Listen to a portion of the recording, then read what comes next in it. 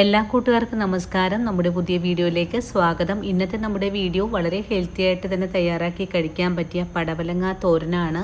ഈ ഒരു പടവലങ്ങ തോരനിലേക്ക് കുറച്ച് പരിപ്പ് കൂടെ ചേർത്തിട്ടാണ് ഇതിനെ സ്വാദിഷ്ടമാക്കുന്നത്. ഇനി തോരൻ തയ്യാറാക്കി എടുക്കാനായിട്ട് ഞാൻ ഇതുപോലൊരു പടവലങ്ങ എടുത്തിട്ടുണ്ട്. പടവലങ്ങ ക്ലീൻ ചെയ്ത് ഈ ഒരു രീതിയിലാണ് ഞാനിവിടെ കട്ട് ചെയ്തെടുത്തിട്ടുള്ളതും. ഇനി തോരന് ആവശ്യമായ നാളികേരവും പച്ചമുളകും വെളുത്തുള്ളിയും ജീരകവും കൂടി ചേർത്ത് ഒരു മിക്സിയുടെ ജാറിലിട്ടൊന്ന് ഒതുക്കി വെക്കണം.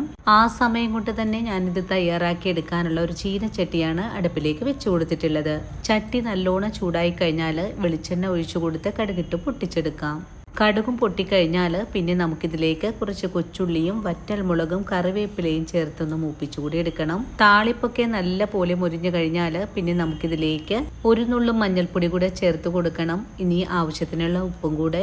വീണ്ടും ഇതെല്ലാം കൂട്ടിച്ചേർത്ത് ഇളക്കി കഴിഞ്ഞാൽ പിന്നെ നമുക്കിതിലേക്ക് കട്ട് ചെയ്ത് വെച്ചിരിക്കുന്ന പടവലങ്ങ കഷ്ണങ്ങളാണ് ചേർത്ത് കൊടുക്കേണ്ടതും. കഷ്ണങ്ങളും കൂടി ചേർത്ത് വീണ്ടും നല്ല പോലെ ഇതെല്ലാം ഒന്ന് വഴറ്റിയെടുക്കാം.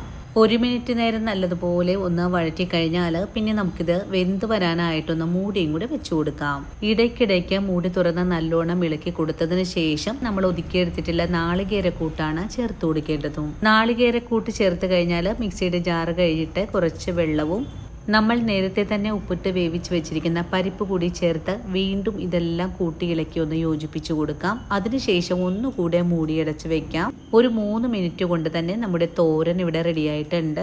കഷ്ണങ്ങളെല്ലാം നല്ലതുപോലെ വെന്ത് കുഴയാതെ തന്നെ നമുക്ക് പാകാക്കി എടുക്കാൻ സാധിച്ചിട്ടുണ്ട്. ഇനി നമുക്ക് ഈ തോരൻ ഒരു സെർവിങ് ബൗളിലേക്ക് കൂടെ മാറ്റാം.